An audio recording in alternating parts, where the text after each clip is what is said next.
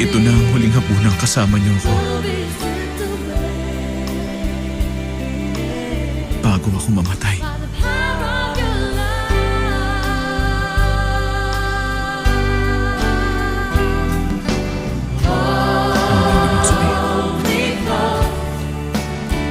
Ako ay ipagkakamali sa aking mga kaaway.